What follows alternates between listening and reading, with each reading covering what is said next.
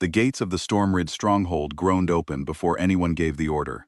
The guards on the wall froze, their hands hovering near their weapons, as a single rider approached through the morning mist. He was not in a hurry. He did not need to be. Kael Ashgrave, the Alpha King of the Ironclaw Pack, rode alone, except for a small escort of 3 warriors behind him. He wore no crown, no heavy armor, nothing that announced his title. He did not need any of that. The moment he crossed into Stormrid land, something in the air changed. Birds stopped singing. Dogs in the village lowered their heads and slunk away. Even the wind seemed to grow still, as if it too did not dare to disturb him. Inside the great hall, word had already spread. Warriors gathered at the entrance, blocking the doorway with their bodies, their spears raised. They had trained for this moment their whole lives. They were the strongest fighters the Stormrid Pack had ever produced, chosen specifically to stand against any threat that came to their door.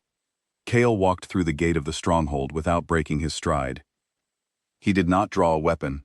He did not raise his voice.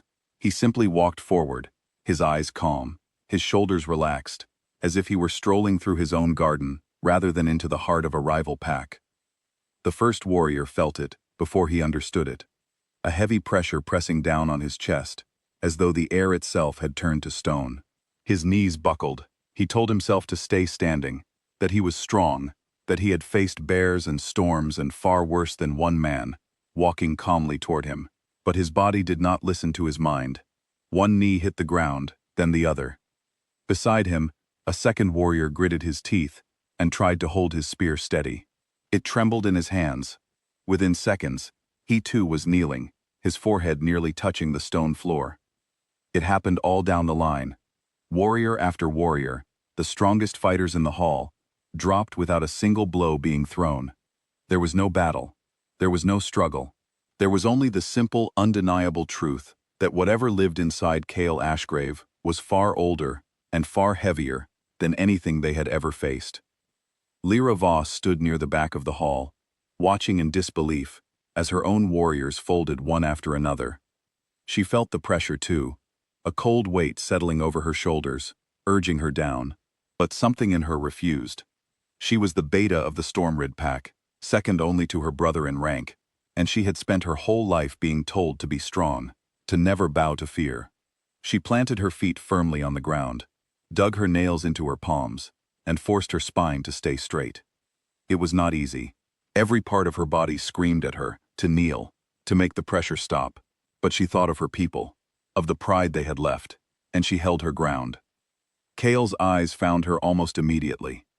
He paused in the middle of the hall, surrounded by kneeling warriors, and looked at the one person still standing. For a long moment, no one spoke.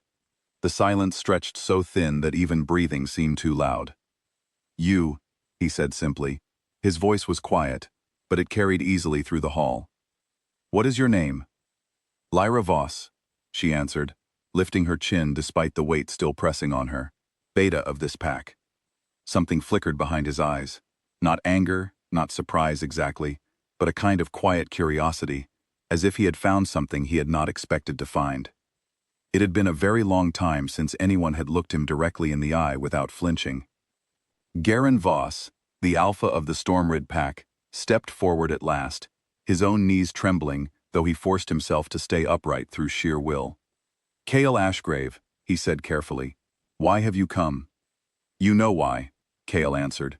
"The debt your grandfather swore to mine has gone unpaid for 3 generations. I have come to collect it." The hall fell silent again. Everyone in the Stormrid Pack knew the old story, a debt of blood and loyalty made long ago, when their ancestors had needed Ironclaw's help to survive a terrible winter. It had never been repaid, and everyone had hoped it had simply been forgotten with time. It had not been forgotten. "Name your price," Kael said, his voice steady despite the fear in his eyes. "Land, gold, warriors. Whatever you ask, within reason, we will give it." Kael studied him for a moment, then let his gaze drift back to Lyra. "I do not want gold," he said. "I want an alliance. A true one, sealed by marriage, so that no future generation forgets what is owed and what is promised." Garen's jaw tightened. "And who do you have in mind?"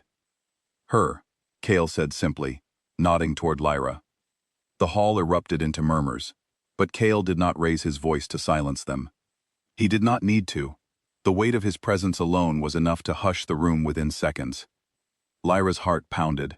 She had expected many things when the Alpha King arrived at their gates, but never this. "I am not a piece of land to be handed over," she said, her voice sharp, despite the fear curling in her stomach. "I have a say in my own life." Kael did not look offended. If anything, the corner of his mouth lifted, just slightly. "Then have your say," he said. "But know this, if you refuse, I will still leave with what I came for, in some form. War perhaps, or a debt repaid. The choice is yours, to make easier or harder." Lyra looked at her brother, at the warriors still kneeling around her, at the weight of an entire pack's survival sitting on her shoulders. She thought of how close they had come to losing everything in past conflicts, how fragile their peace truly was. "I will agree," she said at last, "but not as a prize to be displayed. I keep my rank. I keep my voice. I am not a decoration in your hall." Kael inclined his head, the first true sign of respect he had shown anyone since arriving. Agreed. The journey to the Ironclaw stronghold took 3 days. Lyra rode in silence most of the way, watching the man who would soon be her husband from a careful distance. He spoke little, gave orders only when necessary, and seemed entirely comfortable with the long stretches of quiet between them. When they finally arrived, Lyra was struck by how different the atmosphere felt from her own home. The Ironclaw stronghold was grand, full of strong warriors and well-kept halls, but there was something missing in the air. Warmth, perhaps, or ease. Servants moved quickly and quietly, eyes lowered. Warriors straightened their backs and avoided looking at their king directly, even when he was not looking at them. It did not take long for Lyra to notice that fear, not respect, ruled the halls of Ironclaw.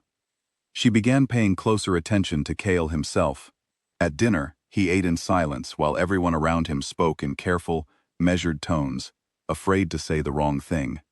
When a young guard accidentally dropped a tray of dishes, the entire room went still, as though waiting for some terrible punishment. Kael only sighed, and told the guard to be more careful next time, his tone tired rather than angry. Still, the guard's hands shook for the rest of the evening. "They are afraid of you," Lyra said one evening, as they walked along the stronghold's outer wall. It was the first time she had spoken to him directly since their arrival. "They have reason to be," Kael answered without looking at her. "My power does not ask for permission to exist. It simply is. I learned long ago that it is easier for everyone, including myself, if I do not pretend otherwise." "That sounds lonely," Lyra said quietly. Kael's steps slowed, just slightly. "Loneliness is a fair price for safety," he said, though something in his voice suggested he was not entirely convinced of his own words. Over the following weeks, Lyra began to notice small things. Moments when the wall around Kael seemed to crack, just slightly. He hesitated before reaching for things, as though afraid his own strength might break them. He avoided touching anyone, unless absolutely necessary. Once, she saw him standing alone in the garden at night, simply staring up at the stars, his shoulders carrying a weight that had nothing to do with his power, and everything to do with the isolation it had created. She began to understand that the man everyone feared was not cruel by nature. He was a man who had built a wall so strong around himself that he no longer knew how to live outside of it. One evening, his general, Marin, found Lyra sitting alone near the training grounds. "You wonder about him," Marin said, sitting down beside her without asking permission, an easy familiarity Lyra had not expected from anyone in this stronghold. "I do," Lyra admitted. Marin glanced toward the stronghold, where a single light still burned in Kael's study. When he was young, he trusted someone he should not have. A rival he considered a friend, struck when his guard was lowest, intending to take everything from him in one moment of weakness. He survived, but only barely. After that, he swore he would never again be caught unprepared. His power grew alongside that fear, until it became less of a gift and more of a wall, separating him from everyone, friend and enemy alike. Lyra absorbed this in silence, pieces of the puzzle slowly fitting together. The constant control, the careful distance, the loneliness that seemed to follow him like a shadow. He does not know how to lower that wall anymore, Marin added, even if, somewhere deep down, he wishes he could. The opportunity to test this came sooner than anyone expected. Word arrived that the same rival faction from Kael's past, old enemies who had never fully accepted Ironclaw's strength, had grown bold again, testing the borders, stirring unrest among smaller packs, hoping to find weakness in the new alliance between Ironclaw and Stormrid. Kael's first instinct, as it had always been, was to handle the matter alone. He began preparing to ride out by himself before dawn, leaving instructions for Lyra and the others to remain safely within the stronghold walls. Lyra found him in the stable, already saddling his horse. "You are not going alone," she said. "This is not your fight," Kael answered without turning around. "It is exactly my fight," Lyra said firmly. "I am your wife now, in name and in truth. If you face danger, I stand with you, not behind a wall waiting for news of what happened to you." "I built that wall to protect people," Kael said, finally turning to face her, "including you. And in doing so, you have made certain no one can stand beside you when it matters most," Lyra replied gently. "A king who is never caught unprepared is still a king who is always alone. I am asking you to let that change, even just a little." For a long moment, Kael said nothing. The weight of years of careful control sat heavily in the silence between them. Finally, he let out a slow breath, the tension in his shoulders easing just slightly. "Stay close then," he said.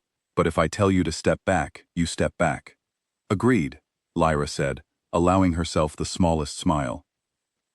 They rode out together at dawn, meeting the rival faction at the border before real conflict could break out.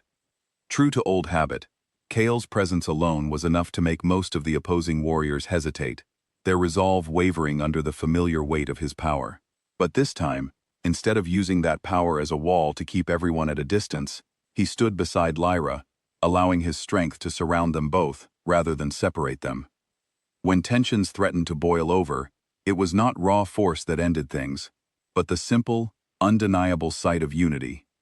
An Alpha King, standing not alone in cold dominance, but beside someone who had chosen, freely, to stand with him. The rival faction, sensing that the old weaknesses they had hoped to exploit no longer existed, withdrew without further confrontation, choosing to retreat rather than test an alliance that now stood firmly together. As they rode back toward the stronghold that evening, Kael glanced at Lyra, something unreadable in his expression. "You were not afraid," he said. "I was terrified," Lyra admitted with a small laugh. "But fear does not have to mean standing alone." Back within the walls of Ironclaw, life slowly began to shift in small but meaningful ways. Warriors still lowered their heads when Kael entered a room, old habits not easily broken, but he began, gently, to tell them they could rise.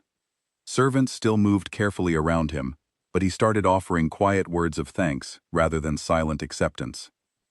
He was still the Alpha King whose presence alone could make the strongest warriors kneel, without a single word spoken. That part of him would never fully change, nor did it need to. But beside him now stood someone who had never needed to kneel at all, who had earned her place not through fear, but through choice. And for the first time in longer than he could remember, Kael Ashgrave did not feel quite so alone.